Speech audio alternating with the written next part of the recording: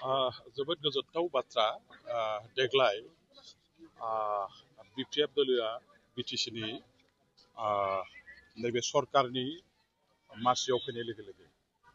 जोंनि बर'फोरनि बिफा बड'फा उपेन्द्रनाथ ब्रह्म जाय बिथांनि दैदेननायाव बर' माहारिया दिनै मुलुगाव बयजोंबो सिनायजानाय मोनसे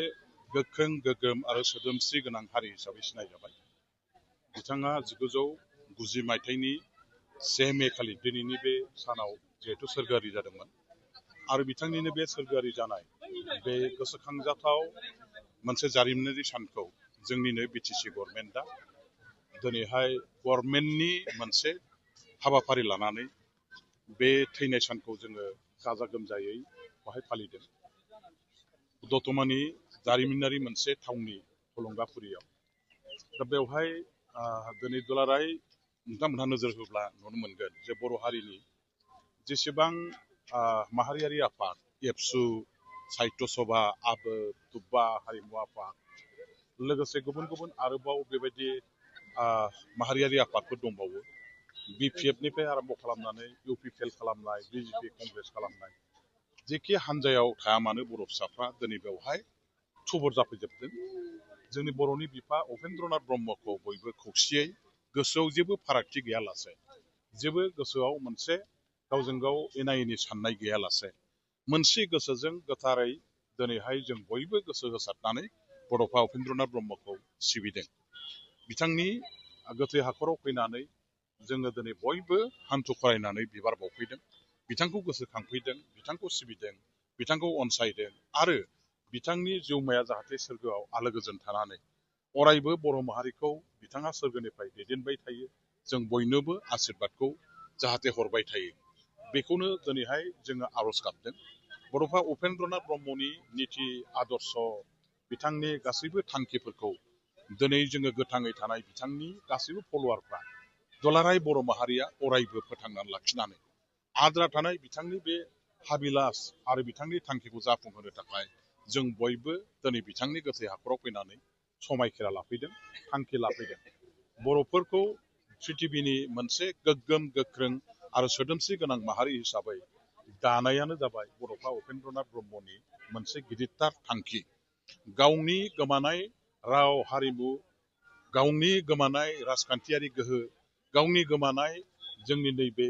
हादाबखौ सोरजिफिननानै बेवहाय बर'फ्रा हारि हिसाबै गोहोगोरा मोनसे खुंगिरि हारि हिसाबै प्रिथिबियाव बयजोंबो सिनायजाहोनो थाखाय बिथाङा मोनसे मुलुगखौ सोगोमसार होनो हानाय गिख्रंथाव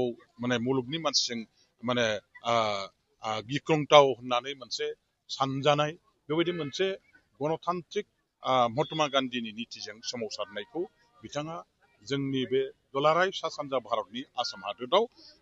खालामनानै बिथाङा दिनैहाय मोनसे गोहोगोरा हारि हिसाबै जोंनि हारिखौ सिनायथि होबाय। जोंनि हारिया दिनै प्रिथिबियाव बयजोंबो सिनायजानाय जानो हादों होनोबा, बयजोंबो मिथिजानाय जानो हादों होनोबा, बर'फोरखौ दिनै बयबो जुदि मान होदों, मर्यादा होदों, सनमान होदों होनोब्ला बड'फा उपेन्द्रनाथ ब्रह्मनि बिथांनि गासैबो दैदेननाय आरो बिथांनि जुरिजेननाय बे गिलुखुलु मोनसे मुलुगखौ सोमावनो हानाय, सिगिनो हानाय जे सोमावसारनाय गणतान्त्रिक लामायानो बयनिख्रुइबो देरसिन लामा, अराय गोजोर लामा आरो बेनि गेजेरजों सुबुंनि सोमावसारनायखौ जुदि दैदेनोब्ला बेवहाय खुंगिरि भारत सरकार, आसाम सरकारा मानिनानै लानो गोनां, मानिनानै लानो बाध्य आरो बेनिनो मोनसे गोहोजों दिनैहाय जोङो बड'फा उपेन्द्रनाथ ब्रह्मनिनो बे मोन्थोरजों सोमावसारै सारै आवगायबोनायनि थाखायनो दिनै भारत गभर्नमेन्टआ, आसाम गभर्नमेन्टआ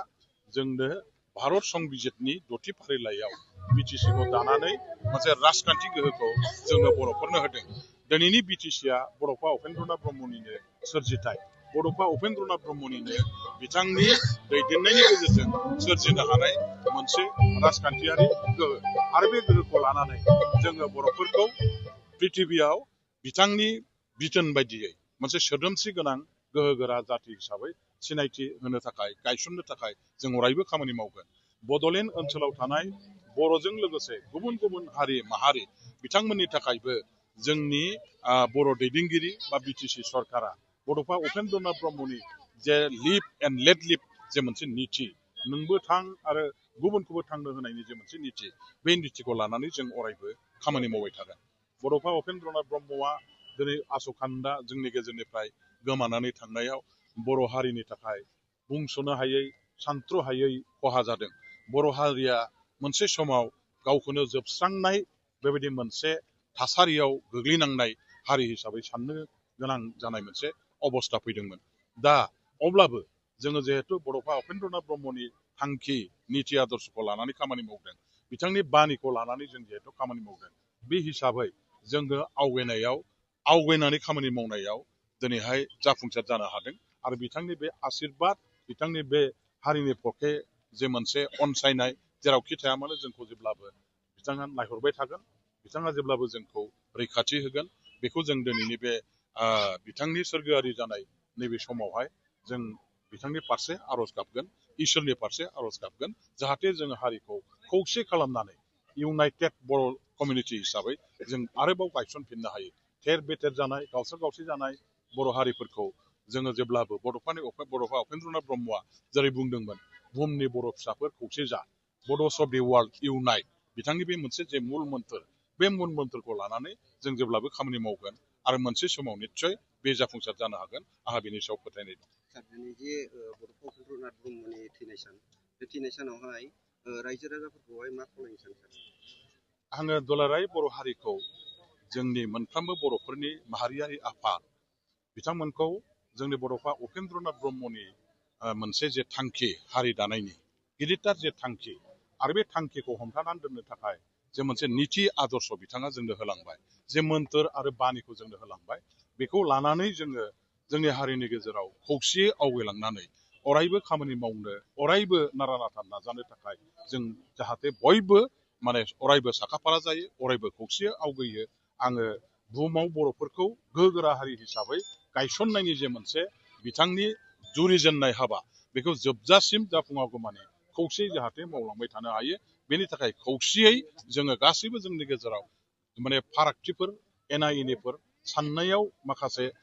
गोरोबलायै दंब्लाबो दिनैनि बे समावहाय जों गासैखौबो गारजोबनानै खौसेयाव आवगायनायनि थाखाय, खौसेयै जोङो मावलांनायनि थाखाय गोदान मोनसे थांखि आरो मिजिंजों समायखेरा लानानै जाहाथे आवगायलाङो। बेनि थाखाय आं दुलाराय बर' फिसाफोरखौ खावलायहरनाय जाबाय, बर'नि दैदेनगिरि आफादफोरखौ खावलायहरनाय जाबाय।